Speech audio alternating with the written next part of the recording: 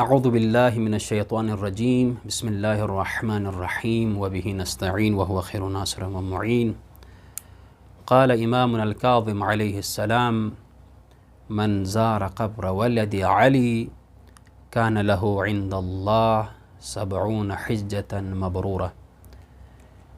امام الرؤوف غریب الغرباء سلطان عرب والعجم علی بن موسیٰ الرضا علیہ السلام کی ولادت کے سلسلے پر تمام ناظرین سامعین بالخصوص یوسف الزہراء امام مہدی علیہ السلام کے حضور تبریک و تہنیت عرض کرتا ہوں۔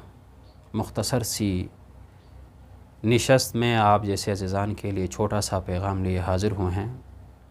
امام رؤوف امام رضا علیہ السلام کی ذات ایک ایسی ذات ہے جس کی فضیلت ایک ادنا سا طالب علم کس طرح بیان کر سکتا ہے۔ امام علی علیہ السلام کے احادیث کے اندر آپ دیکھیں، رسول معظم کے احادیث کے اندر دیکھیں، یا امام کاظم و امام جواد کے احادیث کے اندر دیکھیں کہ امام رضا علیہ السلام کی زیارت کی فضیلت کس طرح بیان کی گئی ہے۔ جیسے کہ امام کاظم علیہ السلام فرماتے ہیں من زار قبر ولد علی کان له عند اللہ 70 حجۃ مبرورہ۔ اگر کوئی انسان میرے بیٹے علی کی زیارت کرے مشہد میں، طوس میں، تو خداوند متعال اس انسان کو 70 مقبول حج کا ثواب عنایت کرتا ہے۔ بعض روایات کے اندر 70,000 حج کا ثواب خداوند متعال عنایت کر دیتا ہے۔ وہ ذات، وہ پاکیزہ امامت کی 8ویں کڑی کی حیثیت کتنی بلند ہوگی کہ جس کی زیارت کا ثواب خداوند متعال اتنا ہمیں کچھ دے دیتا ہے۔ دوسرے حدیث کے اندر مولا جواد فرماتے ہیں من زار ابی فلہ الجنہ۔ اگر کوئی انسان میرے بابا علی بن موسیٰ الرضا علیہ السلام کی زیارت کرتا ہے تو خداوند متعال اس کو جنت عنایت کر دیتا ہے۔ کوئی معمولی شخصیت نہیں ہے، کوئی معمولی ذات نہیں ہے عزیزان محترم۔ امام الرؤوف علیہ السلام کی وجہ سے آج کل ملت تشیع کے اوپر اتنے کرامات، اتنے فضائل دیکھنے کو ملتے ہیں۔ خوش قسمت ہے ملت تشیع کی جس کے پاس امام الرؤوف جیسی ذات امامت کی شکل میں خداوند متعال نے ہمیں عنایت کیا ہے۔ امام رؤوف علیہ السلام کی زیارت کے حوالے سے جیسے کہ امام جواد فرماتے ہیں، بہت احادیث مروی ہیں، میں مختصر عرض کرتا چلوں۔ اگر کوئی انسان امام رؤوف کی زیارت کرنے کے لیے سفر باندھے، راستے میں کوئی تکلیف اسے محسوس ہو، چاہے بارش کی وجہ سے، طوفان کی وجہ سے، گرمی سردی کی وجہ سے، تو مولا فرماتے ہیں کہ اگر انسان اسی حالت میں دنیا سے چلا جاتا ہے، زیارت کرنے کے بعد دنیا سے چلا جاتا ہے، تو خداوند متعال اس انسان کے جسم کو جہنم کی آگ کے لیے حرام قرار دیتا ہے۔ امام رؤوف علیہ السلام کی زیارت کی اہمیت کا اندازہ کریں۔ اگر انسان ایک رات شب بیداری کرتا ہے امام رضا علیہ السلام کے محضر میں، تو گویا وہی انسان عرش الہی پر خدا سے ملاقات کر رہا ہے۔ یہاں پر خدا سے ملاقات سے یہ مراد نہیں ہے کہ خدا کے ہم جسمانیت کے قائل ہیں، جا کے بغل گیر ہو جائیں، نہ، ایسا نہیں ہے۔ یہ الگ موضوع ہے کہ ہم اس کے اوپر بات نہیں کرتے۔ عزیزان محترم، امام علیہ السلام کی ذات سے بہت سارے کرامات، بہت سارے واقعات و معجزات دیکھنے کو ملتے ہیں اور لوگ اپنی آنکھوں سے دیکھ رہے ہیں۔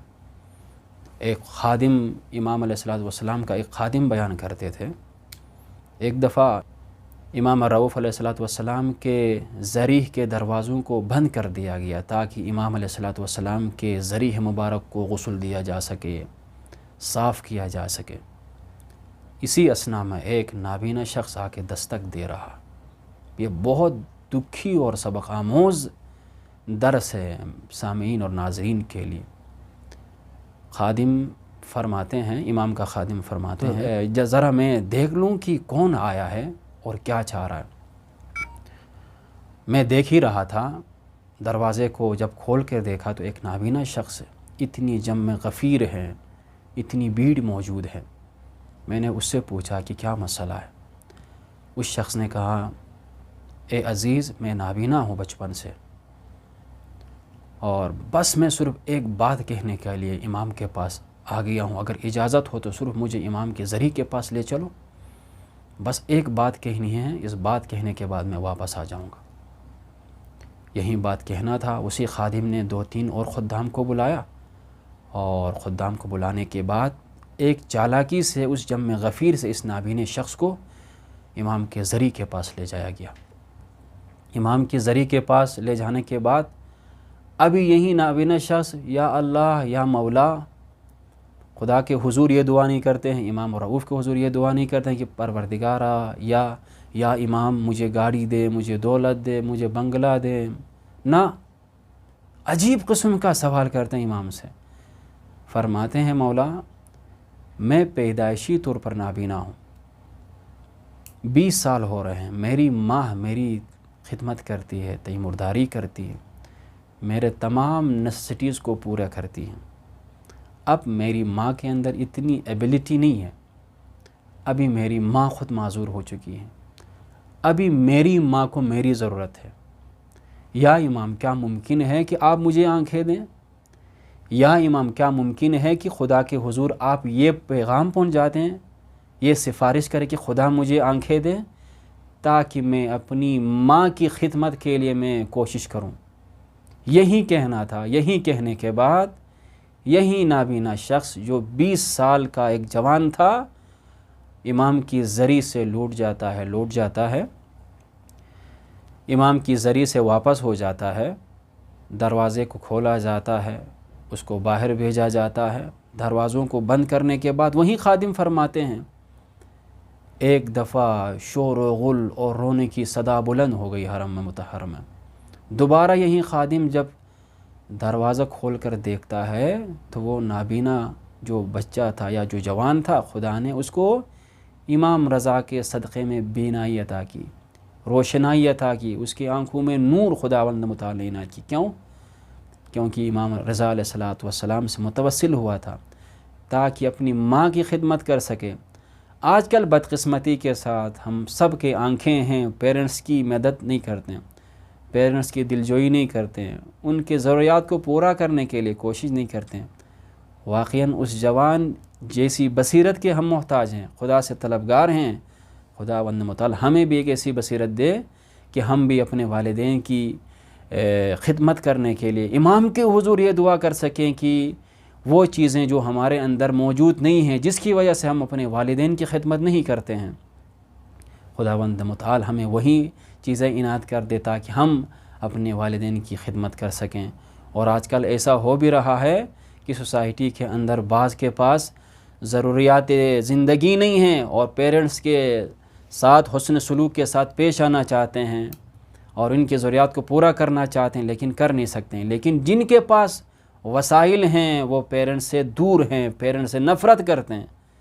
اور ساتھ ساتھ عجیب مرحلہ ہے، شادی سے پہلے سب سے پیارا بچہ جس سے ماں باپ محبت کرتے ہیں، یہی بچہ جب شادی کرتا ہے تو زیادہ سے زیادہ محبت اپنی بیوی کو دیتا ہے۔ شادی سے پہلے گھر کی جو ملکہ ہے اس کی ماں ہوتی ہیں، شادی کے بعد اس انسان کی جو ملکہ ہے اس کی بیوی بن جاتی ہے اور اس کی ماں لونڈی بن جاتی ہے۔ واقعاً لمحہ فکریہ ہے سوسائٹی میں ہمارے تمام جوانوں کے لیے، بشمول ہم سب کے لیے۔ خداوند متعال کی بارگاہ میں التجا ہے، خداوند متعال آج کی شب کے صدقے میں، امام رضا علیہ السلام کی ولادت کے صدقے میں، عیدی کے طور پر یا مولا رضا آپ کی طرف ہم نے رخ کیا ہے، آپ کی سفارش کے طلبگار ہیں، خدا تک پہنچنے کا وسیلہ قرار دیا ہے۔ خدا کے حضور میں آپ سفارش کریں کہ ہم سب اپنے والدین کی معرفت کے ساتھ ساتھ والدین کی خدمت کرنے کی ہمیں توفیق عنایت کریں، اور ساتھ ساتھ اس منحوس کورونا کو ہم سب سے دور کریں، اور یوسف زہرا امام مہدی کے ظہور میں تعجیل نصیب ہو۔ والسلام علیکم ورحمۃ اللہ وبرکاتہ۔